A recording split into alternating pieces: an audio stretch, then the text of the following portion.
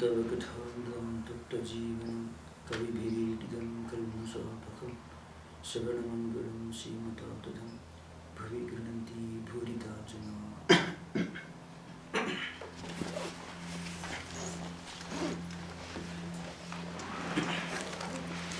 So it was the end of the last meeting.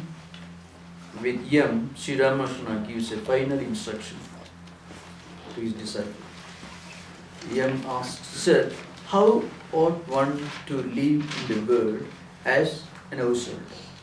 This is a fundamental question, which Yam was very much in need of an answer for. So Master says, do all your duties with your mind always fixed on God.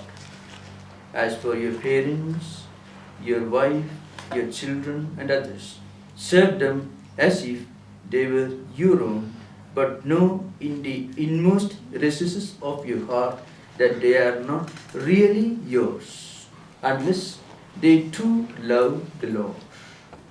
The Lord alone is really your own, and also those who love the Lord. It's a very interesting principle. Many people learn this when they are taught by their husbands, their wife and children, but they learn the hard way. So instead of waiting for this unpleasant mode of instruction, informal instruction from their own near and dear ones, whom they mistook to be theirs, it's better to begin with this conviction in mind. Then you can avoid shock, you can avoid being swept off your feet, and people can avoid anxiety, they can avoid complaint. So it's a very important principle which Sri Ramakrishna says. Very often people don't believe this. You ask a youngster, you should not look upon your near and dear ones of your own. He won't believe you. Of course, he may believe after some time when he gets a blow.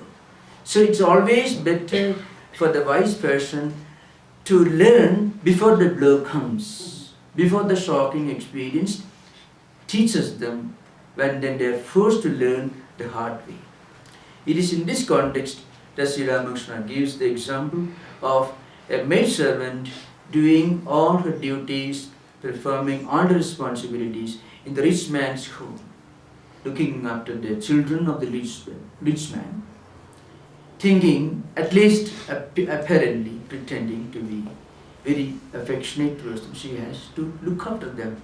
But the same children have the right to kick her out any moment. It could happen. So she normally keeps her affection, real affection for her own children who may be living far away in a small hut. Similarly, it's better for us to remember the beginning itself. There is an interesting story which Sri Ramakrishna tells elsewhere to drive home this point. A guru, a spiritual teacher, instructed his disciple that look here, you should look after all your relations, children, wife, husband, whoever may be, with great care. But remember, God is the only true friend of yours. But the disciple was not willing to believe. He said, no, this is one point which I can't agree with you. He said, all my relations are very near and dear. They are dear to me and I am dear to them. Then the guru wanted to teach the disciple. He was a good man, so he didn't leave him at that stage. He was the higher guru, the one who enforces his instruction on the disciple. So he gave him some medicine, which apparently makes the person lifeless. He doesn't die, but he appears to be dead. All breathing, metabolism, all stopped. So he was lying there, almost like a corpse. But he was a huge man, well built, quite fat. So it was a small home.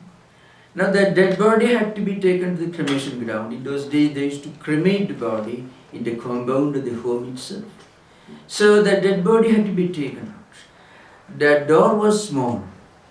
So, the undertaker may have suggested, look here, the body is somewhat big, so why don't you break that door? Then the wife began, if you break the door, how can we live?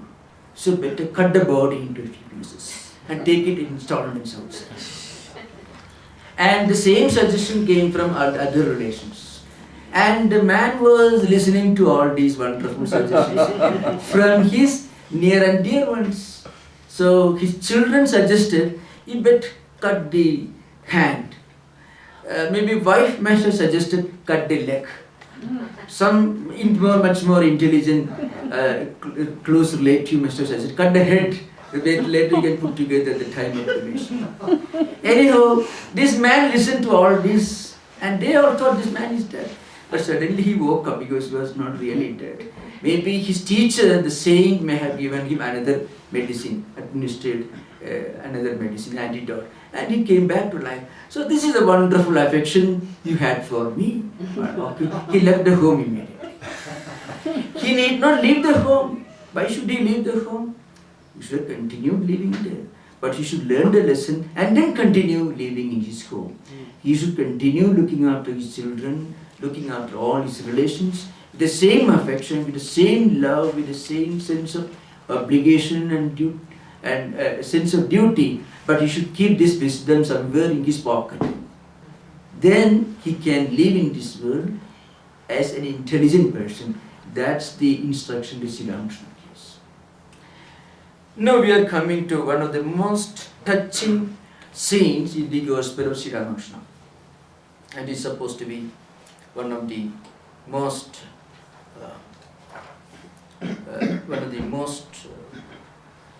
important and one of the most touching scenes in the Gospel of Sri Ramakrishna. As I said earlier, Sri Ramakrishna's disciple Kesha Chandrasen was a prominent citizen of the city, a celebrity among the intellectuals of the city. He was a prominent Brahma Samaj leader. Now, I shall give you background as I gave earlier, but to remind you, there were three prominent reformist movements in India in 19th century. One was Raja Ram Mohan Roy's Brahma Samaj, which he founded in the year 1828. It was a very somewhat conservative movement, mostly focusing on social reforms. Arguing the case for widow marriage and putting an end legally for the diabolical custom that prevailed in that part of the country, that is sati. It means widow burning, a terrible thing. So of course it was stopped. It was practiced in some places, the wife herself voluntarily following her dead husband to the hell or heaven, whatever it may be. This is the practice. It was legally stopped thanks to the efforts of great social reformers like Raja Ram Mohan Roy, and also maybe Lord Bentinck, who was the Governor General of Bengal at that time. Undivided Bengal at that time included today's West Bengal, Bangladesh, Tripura, parts of maybe the whole of Northeast, and the eastern districts of Bihar. It was huge land area. So this was stopped. So that was a great role which Raja Ram Mohan Roy played. But the same organization took another form afterwards.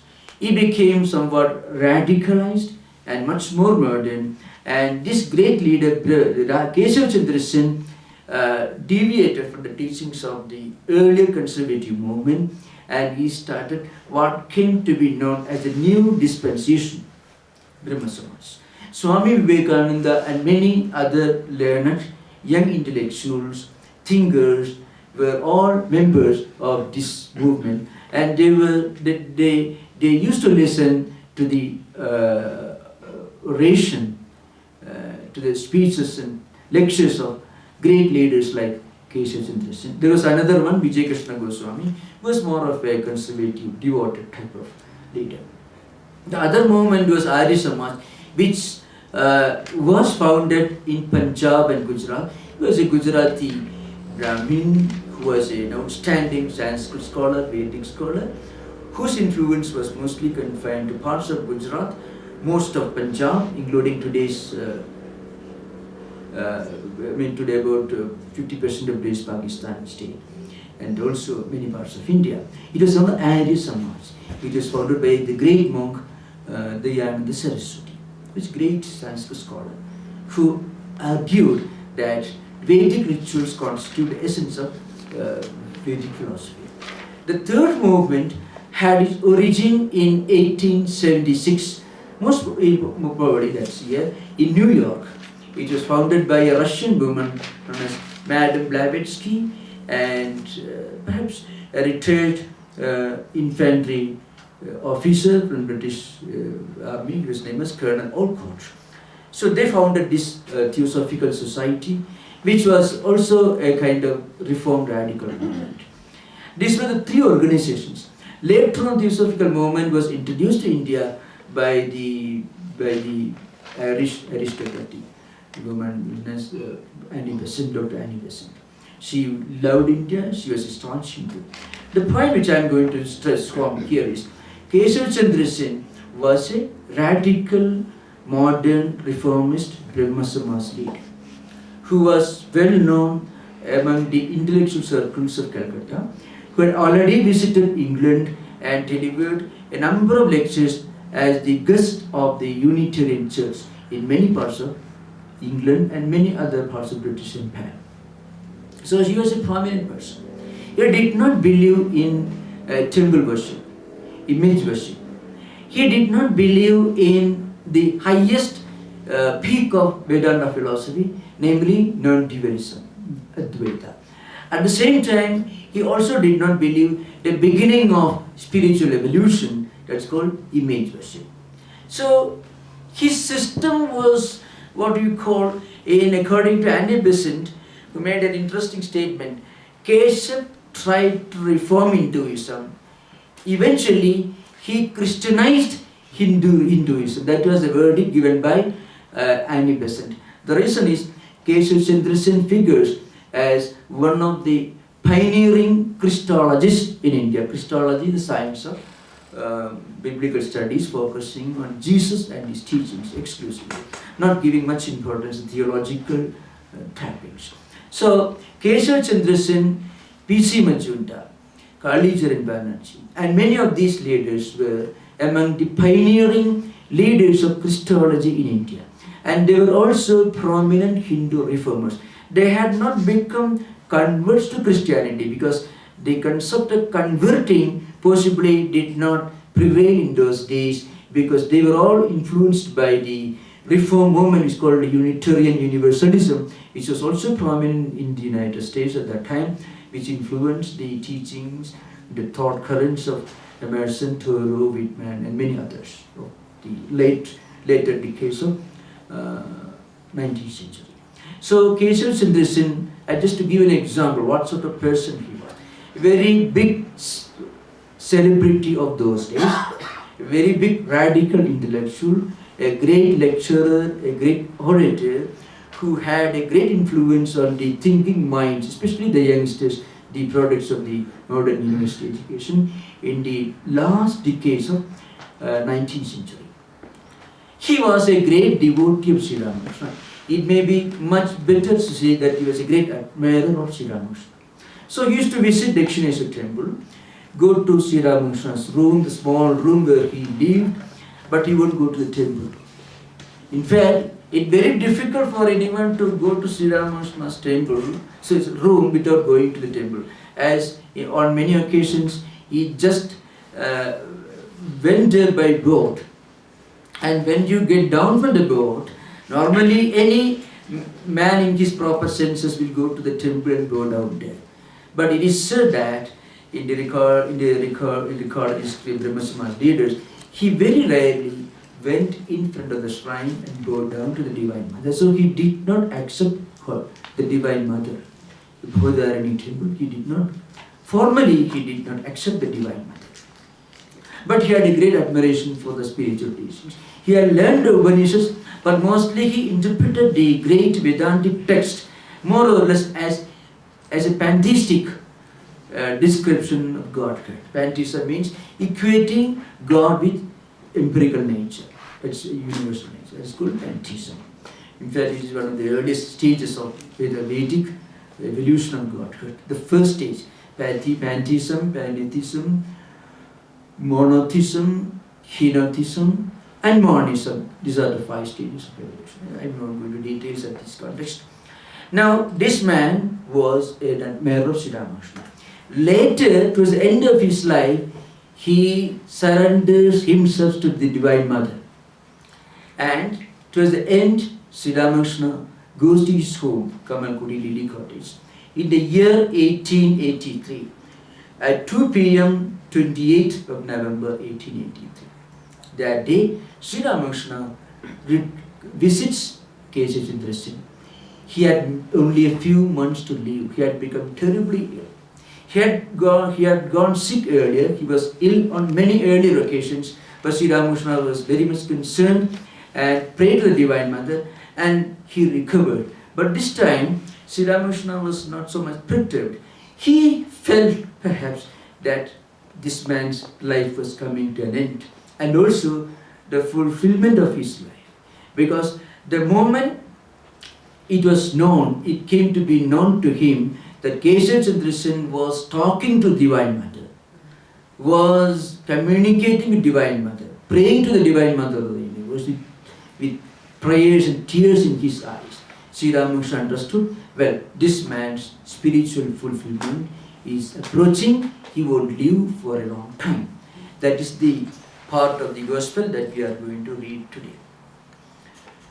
So the scene begins like this. It was past 2 p.m. on the 28th Wednesday of November 1883. I am reading Ian's own translation of his own diary, which he originally wrote down in Bengali.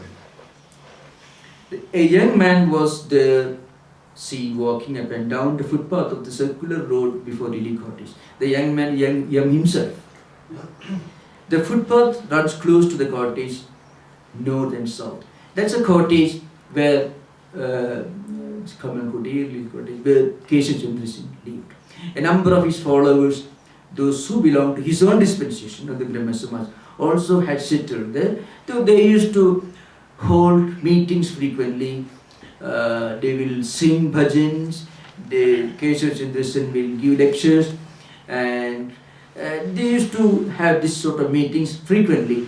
And many of Sri Ramakrishna's disciples, sometimes Swamiji at that time, Mahendra Nath himself, used to attend these gatherings and prayer meetings frequently. Sri Ramakrishna loves Keshav. He will come today to see him. Yam is writing down his own thoughts.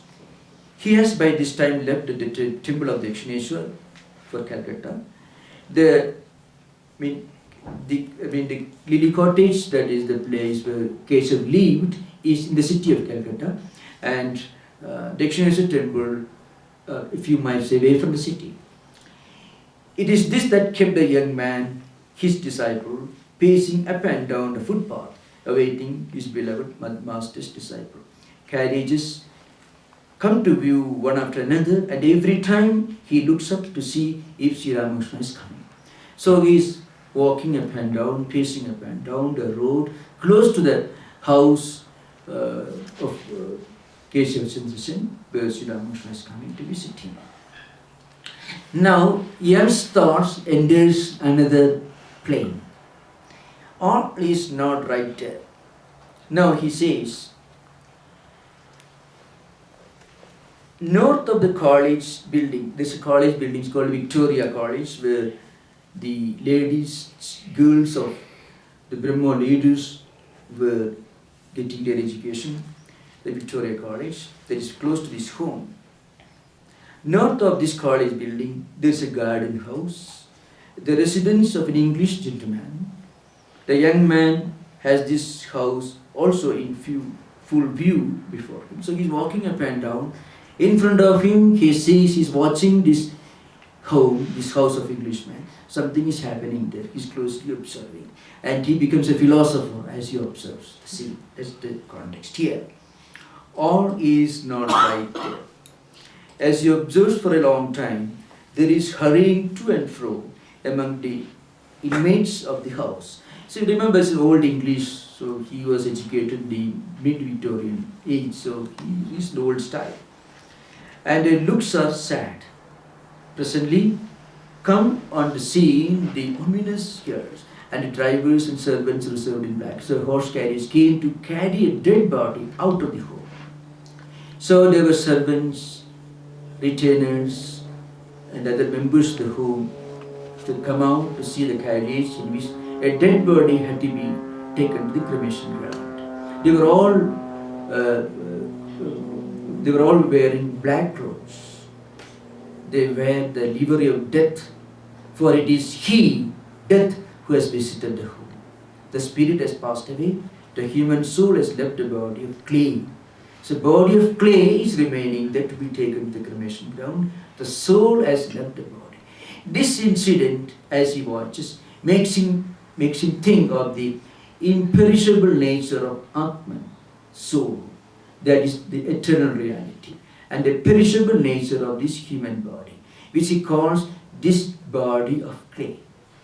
It came into this world out of eternity, it has left the world. Where, says the disciple himself, as he walks up and down, where does the soul pass as it leaves this world, this body? Verily, it is raised out of eternity into eternity. Carriages rattle away before the disciple. He lifts his eyes, but the master has not come. So he is waiting for Sri Ramakrishna's arrival. It is 5 in the afternoon. So Sri Ramakrishna's carriage arrived. Latu, one of Sri Ramakrishna's disciples, and 2 or 3 other disciples are with him. Rakhal and Yem are also there. Rakhal was Swami Brahmananda, who later became the great monk Swami Brahmananda. He is received by Keshav's people and is led upstairs. So as Sri Ramakrishna approached the home, Keshav's relatives, brothers, maybe other relations, came there and received him. Keshav has been taken seriously ill. Hence, his disciples are so very careful about him. Sri Ramakrishna, however, gets more and more impatient to see him.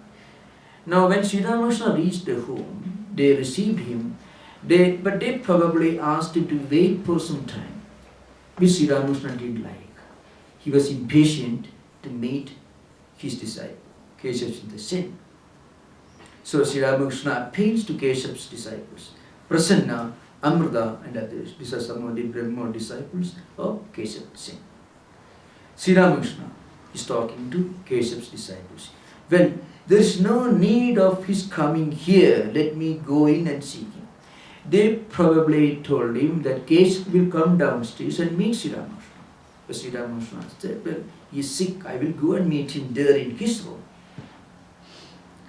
Prasanna, with all great humility, sir, kindly wait one moment. He will be here presently. Sri Ramakrishna becomes impatient. Oh dear, it is you who are standing in the way. How long am I to wait to see him?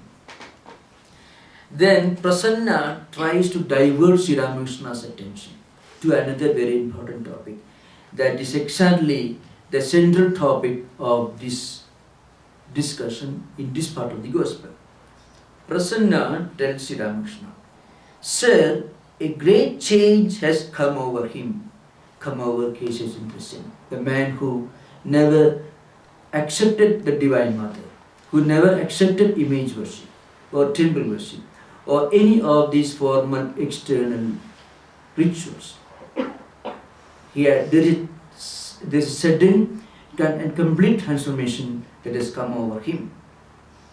Like yourself, he is often found talking to the Divine Mother. Like yourself, he hears the Divine Mother's voice and sometimes sheds tears.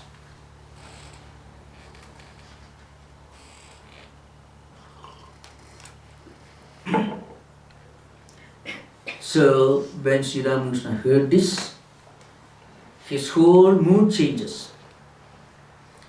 Does Keshav talk to the Divine Mother and smile and cry like a child? The good news is too much for the master. he loses all sense consciousness and passes into the state of samadhi. Now Prasanna uttered these words actually to divert Sri Ramakrishna's attention. Sri Ramakrishna was getting impatient to go upstairs and meet Keshav. And Prasanna wanted him to wait calmly for some time. So to divert his attention, Prasanna was actually diverting Sri Ramakrishna's attention to another topic without really understanding its significance for Sri Ramakrishna. When Sri Ramakrishna realized that Keshav had already started praying to and communicating with the Divine Mother, he immediately understood that, well, he has already accepted the Mother, and his life mission, the purpose of his association with Sri Ramakrishna, has already been fulfilled. And along with that realization, he also knew that Keshav won't live for a long time. His end was approaching. So all these turned Sri Ramakrishna into a superconscious state, and he passed into the state of samadhi. There is this God-intoxicated man seated motionless like a statue. These are the words of Yam, the recorder. It being cold weather, he has on a coat made of green cashmere. He is seated with folded hands. His body is erect. His eyes move not. Deep in samadhi, he continues in this state for a long time. No sign that this unique state of divine ecstasy is going to leave him. It's evening. They have lighted the drawing room. He is returning to the sense world. They are trying to take him into that room. So he is seated on a couch. See that the Keshav's room, well furnished, of an intellectual celebrity of those days, with cushioned chairs, sofas, couches, mirrors on all sides, bookshelves, and gas lights everywhere. But the state of God consciousness has not entirely left him. He smiles like one who has been intoxicated. He looks on the couches and cushioned chairs, mirrors, and rest. He talks to himself, a kind of soliloquy, and to the Divine Mother. Sri Ramakrishna is watching the sofa, the cushion, the costly furniture in the room. These were of use indeed some time back, but now they are of little use. So Keshav used to receive his friends and admirers and intellectuals in that room. They used to sit and discuss topics, intellectual topics like nature of God and things like that. So he was a big man of those days, and all these furniture were necessary. Now Sri Ramakrishna says, now this man has already got his return tickets, so these things won't be of much use. Sri Ramakrishna realized that his bodily existence is coming to an end. These others did not realize. So when Sri Ramakrishna made the statement, what's the use of all these furniture now? Chairs, cushions, sofas. They were all needed till now. No, they won't be of any use in future. Nobody understood what he was hinting at. He realized that Keshav's spiritual goal has been fulfilled. In fact, the purpose of his association with Sri Ramakrishna was that his spiritual goal should be fulfilled, and that was he should realize the Divine Mother of the universe. That has happened. So Sri Ramakrishna knew that now he is not going to live for a long time. As I said yesterday, that's a nature, that is a special gift of a great spiritual teacher. He looks at things as one dimension. He doesn't divide events or personalities into past, present and future. When he looks, he can see the past, the future and also the present at one level. Sri Ramakrishna knew that he had already done a lot of spiritual practices in the past, which made him so great an intellectual, a spiritual seeker in this life. But now that he has already come to the end of his spiritual journey, he won't live for a long time. So all these costly furniture, sofas, bookshelves, cushions won't be of any use in future. So he says, these were of use indeed some time back, but now they are of no use. Did the master see with his inner vision that Keshav's hour was come, and that he would depart out of this world and go to his Divine Mother? He would die within a very short time, in a couple of months. He looks at Rakhal, young disciple, and other great spiritual seekers who were young boys at that time, but who later become great monks. Then he talks to the Divine Mother. Here, Mother, you also have come. How beautifully dressed you are. Do not trouble thyself, Mother. Please take a seat. So Sri Ramakrishna with his inner eye says the Divine Mother herself had come at this auspicious moment. You can think of the spiritual journey and the evolution of an elevated soul. Keshav had already done a lot of spiritual practices in the past. That is why he was born as a great seeker, sadhaka. In this life, he had the good fortune to come in contact with a teacher like Ramakrishna Paramahamsa. But he was not willing to accept the Divine Mother. And finally, by the grace of his Guru, it so happened that towards the end of his life, he himself not only accepted the Divine Mother, but was communicating with the Divine Mother of the universe as his own Guru. So, all this happened, and Sri Ramakrishna says the Divine Mother of the universe had herself come there and were present on the scene. The Brahmo devotees have filled the room by this time. Remember, whatever words came from Sri Ramakrishna were not fully intelligible to the average Brahmo disciple, the Brahma followers who had assembled or the other devotees. Sri Ramakrishna had reached another state of consciousness. The moment he was informed that Keshav had already accepted the Divine Mother. That information was enough for him to be transported to a higher level of consciousness. So he already started kind of a soliloquy, and he could see the presence of the Divine Mother on the scene. Here Sri Ramakrishna starts a long conversation. Immortality of the soul is the subject of conversation. The body and the soul. The body has a beginning, it must have an end. The body must die, the soul dies not. So again Sri Ramakrishna was thinking. The great disciple Keshav was approaching his end. His body will come to an end, but the soul will not die along with that. So there is a long discussion on some of the most precious and important principles of practical spiritual life in the coming pages. We may not have time to finish the whole topic today. The soul stands apart from the body. Until one sees God, one cannot help believing that the soul is the same as the body. The idea clings to the ignorant. To him who has not seen God, to the knowing one, it's plain that the soul is not the same as the body. The shell of the unripe beetle nut adheres to the nuts. It is so hard to part the one from the other. Such is not the case with the ripe nuts.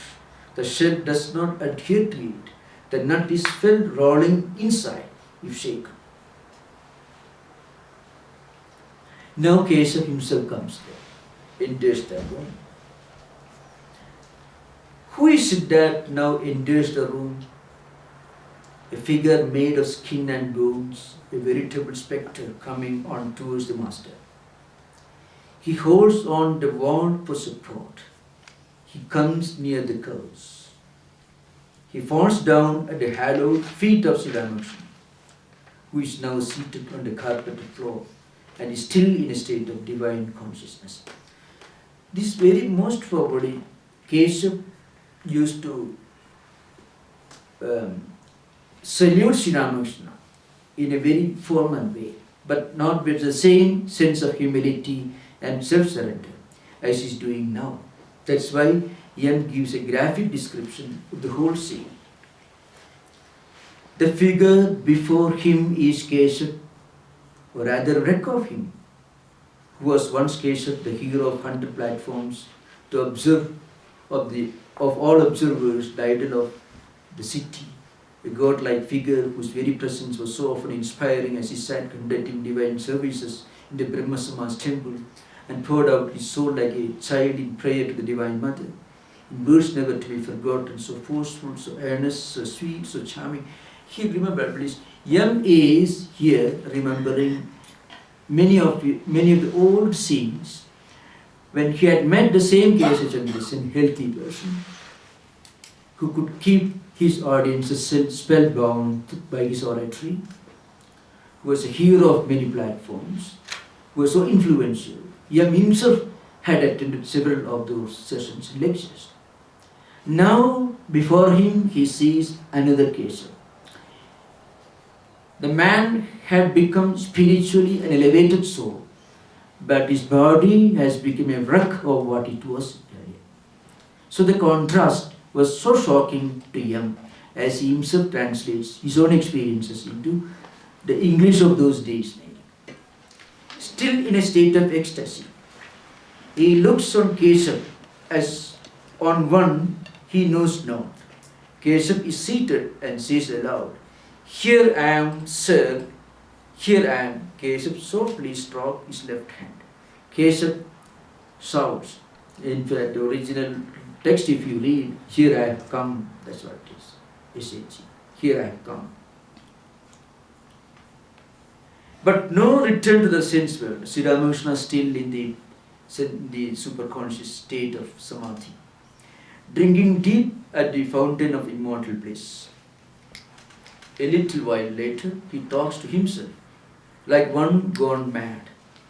Is this the madness of divine love, divine ecstasy? Then Sri Ramakrishna says, "So long as I do not have a knowledge of my true self, so long as the reality gets out of sight behind semblances, I have a perception of many things and persons. As Keshav, Amrita, Prasanna, perfect knowledge is knowledge of oneness, of only one reality behind many things, one God behind the phenomenal universe."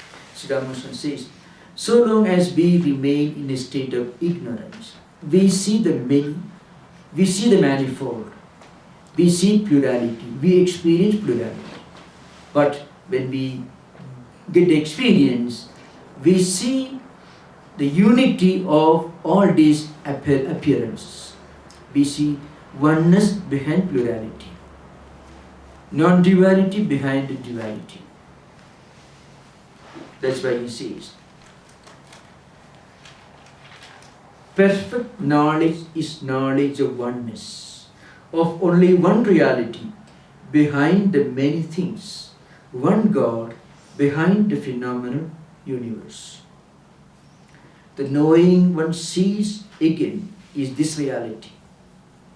This universal soul has differentiated itself into living beings and the world, in short, into the 24 categories of the philosopher.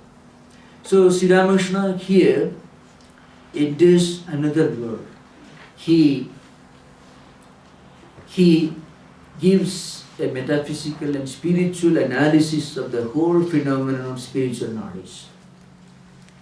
When you realize the supreme reality, you find Prakriti, Purusha and the 23 evolutes of Prakriti, all the 24 principles, including Prakriti, all are experienced to be different forms of the one reality behind. the identity of God, the Absolute, and God the Creator cannot be made perfectly clear by means of words. Reasoning by analogy only throws some light on it. Now God the Creator, my Divine Mother, has manifested herself as the 24 categories of the philosophy. Sri Ramakrishna is here referring to the Sankhya philosophy, which says there are two fundamental categories: Prakriti, the conscious but inactive principle, Purusha, the conscious, the inactive principle, and Prakriti, the unconscious but active principle. These are the two fundamental categories in Sankhya philosophy: Purusha and Prakriti. Purusha is conscious but inactive. Prakriti is unconscious, that is called Achetana or Jeta, but it is active. Out of Prakriti, the whole universe and different evolutes come into existence. All the 23 evolutes come into existence through the process of evolution. That's the idea, that's the topic of discussion. In her were involved the human soul and the eternal world. Sri Ramakrishna often equates the Prakriti as the Divine Mother herself. Of course, Prakriti is one aspect of the Divine Mother, the creative, the dynamic aspect of the Divine Mother. Because the entire universe evolves out of the Divine Mother, and the entire universe remains within the Divine Mother is an involved state. So you have to remember, Sri Ramakrishna refers to the Sankhya system of philosophy, which says there are two fundamental absolute principles, categories: Purusha, the conscious but inactive principle; Prakriti, the unconscious but active principle, which is the source of the whole evolution of the universe. And then, in relation to devotional philosophy, he says this Prakriti itself is an aspect of the Divine Mother. So the whole universe evolves out of the Divine Mother of the universe, and the whole universe remains within the Divine Mother of the universe as an involved reality, in an involved state. It's called involution, is the state of all the evolutes before their evolution. Evolution is the manifestation of the involved state into grosser dimension. Involved state is the abstract subtle dimension, and the evolution is the gradual manifestation into grosser dimension. Anyway, we will discuss this later. Now Sri Ramakrishna says, after the harvest has been reaped, one need not any longer go round along the path. One may walk straight to any point of the fields. Is just imagine the imagery of paddy field or maybe wheat field. Now, when the crops are ripe before the harvest, you can't just walk across the field. But once the harvest has been reaped, the field is barren except tiny shrubs, so you can walk straight. Like that, he who has realized God sees that the Lord manifests himself in all things. Above all, he reveals himself in man, more especially in those pure souls who are of themselves fixed upon God and are turned away from the little things of this world. So, Sri Ramakrishna says, this God, reality, is all-pervading, but that God reveals himself in much more easily to pure souls who is practicing renunciation and who is turned away from worldliness. The thought continues. One who has a sense of darkness has also a sense of light. It's correlative. One who knows the meaning of night also knows the meaning of the day. It is correlative. One who has a feeling of joy has also a feeling of grief. It's correlative. So one should go beyond sukha and dukkha, means happiness and unhappiness, joy and sorrow, good and bad. And This highest state of realization is the spiritual, is the goal of all spiritual practices.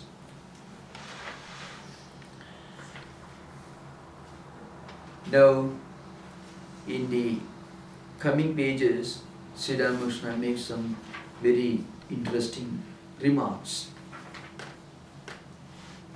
Sri Ramakrishna says, smiling to Keshav, "You are ill." Well, there is a deep meaning in that. There has passed through your body many a deep devotional feeling that searches the Lord. Your illness bears witness to those feelings. Of the havoc done by them to the system, one can form no idea at the time they arise. Means when we practice spirit, when we do spiritual practices, sometimes the body suffers. So Sri Ramakrishna says, your body has gone through several levels of spiritual practices, spiritual realizations. That's why your body is so ill. He gives an example. An elephant entering into a hut soon makes it totter and at last pulls it down. The love for the God is like the elephant in his greatness. It very often pulls down the frail house of clay called the human body. So sometimes spiritual practices may make the body weak and frail. A ship goes past over the Ganga, but nobody attends to it. Little while later, big waves are seen beating upon the bank and sometimes washing away portions of it. So what happens to the human body? It's described here. When we do spiritual practices, at that time we may not realize of the impact, the terrible physical strain that is felt by the body. When the ship passes along the river, at that moment we see the river is calm, but after the ship has passed out of sight, suddenly we find waves enter the bank and you can see the disturbance, the turbulence. When a house is set on fire, some of the things inside are first burnt up. Then the house is taken up as a whole by the fire and burned. Much the same thing comes to pass when God is seen. The fire of God vision first burns up the various passions, lust, anger, etc. Then the false ego which says, I am the doer, and lastly the whole body. That's what happens. So slowly our passions, lower biological drives all burnt up, and gradually anger and too much of obsession for the body. I am the doer, I am going to enjoy the results of my actions. All these feelings, this identity are all transcendence. You may think, let the Lord's will be done, but no, the physician does not leave the patient unless he is perfectly cured. Your name has been entered as a patient in the hospital books, and you cannot get away till you are seen cured by the physician in charge. Here's an example. We are born in this world. We have to do certain duties and responsibilities. So even at the time of God realization, we may feel we need not live any longer, but that's not possible. There's a divine will behind it, and till that divine will begins to operate, this life will continue. That's the idea behind, and this conversation continues, and finally Sri Ramakrishna realizes that Keshav won't live any long, for a very long time. The master smiles. Umanath continues, Sir, mother asks you to bless him so that he may soon get well.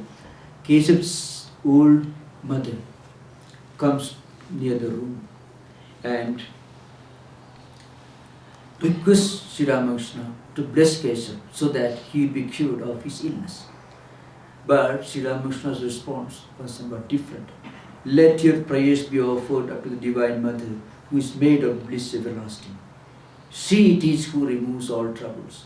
All the ills that of the flesh is heir to the human body. See, on earlier occasions, when Sri Ramakrishna heard, whenever he heard that Keshav was sick, he used to pray for his discovery. He used to pray to Divine Mother. Well, if Keshav goes away, to whom shall I speak? With whom shall I discuss about God and spirituality? So Mother, please keep him healthy. He even he gave offerings to the Divine Mother for the recovery of Keshav. But on this occasion, Sri Ramakrishna knew that since Keshav had already reached the end of his spiritual journey, he is also approaching the end of his physical journey. So he knows very well. So he is a reply. You pray to Divine Mother. It will be better for you not to stay in the inner apartment. Even at this time, Sri Ramakrishna gives some warning, some instructions to Keshav. Though you have accepted the Divine Mother, Mother's grace is on you, still you should practice discipline. Try to live and spend your time mostly immersed in spiritual practices. Towards the end of this chapter, Sri Ramakrishna has a few things to say about Keshav. With that we'll conclude. How great is Keshav, honored alike by men of the world that seek for wealth and by holy men that seek for the love of God. I once met Dayananda in a garden house. He expected Keshav on that day and was asking everybody if Keshav had come up. So Keshav was acquainted with some of the prominent reformers and religious leaders and scholars of the age. So he was a very prominent person. In spite of all that, he was free from the vulgar pride of the preceptor who comes in his own name. Here, Sri Ramakrishna says, Keshav is free from the vulgar pride of the preceptor who comes in his own name. Very often, he said to many of his disciples, go to the temple of Dakshineshwar, where you will have your doubt solved. So whenever some of his prominent disciples came to Keshav, he always referred them to go to Dakshineshwar and meet Sri Ramakrishna. So Sri Ramakrishna fully appreciated his humility in spite of his prominence. As a rejoinder, I shall make a few remarks. Keshav slowly realized the truth of the Divine Mother of the universe and became a great devotee. But many of his later followers, the Brahma Samaj leaders, could not fully appreciate Keshav's greatness. Many of them do not recognize. If you read the history of Keshav written by some of the Brahma Samaj leaders, you don't find them fully acknowledging that Keshav's spiritual greatness, his spiritual evolution, the final realization that came to him, was all because of the grace of his great teacher, Sri Ramakrishna himself. But he himself was a very learned person, at the same time very humble. So Sri Ramakrishna says, yes, Keshav is great, honored alike by men of the world and by the holy men who seek God alone. Yam concludes this chapter. Coming downstairs, the master observes there is no light on the ground floor at the foot of the stairs. So after meeting Keshav, on the upper story of the building, Sri Ramakrishna slowly came down, and when he was coming downstairs, he observed that there was no light on the ground floor at the foot of the stairs. So he says to Amrita, all the Brahma leaders, Keshav's followers, all these places should be lighted, for the Divine Mother abides in every house. Such an omission leads to poverty.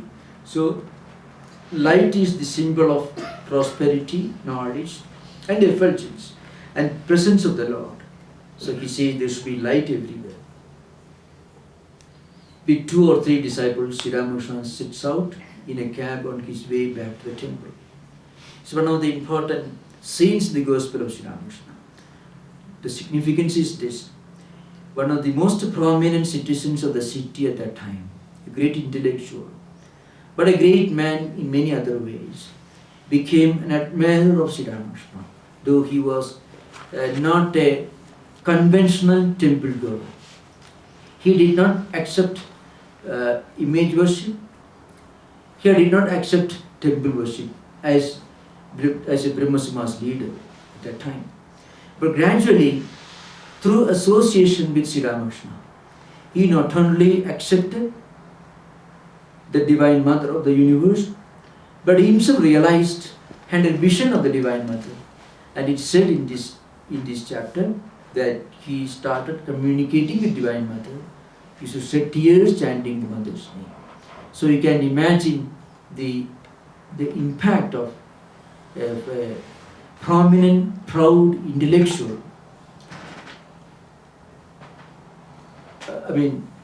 The impact on the life of a prominent intellectual like A.C. Chandra Sen by his association that came to him by his association with Sri Ramakrishna. So this chapter is very important. So now we are concluding. So thank you. Namaskar. Om Tava Kathamritam Tatta Jivanam Kavibhiridam Kalmasapaham Sravanamangalam Srimata Tadam Vigranti Bhuridajana.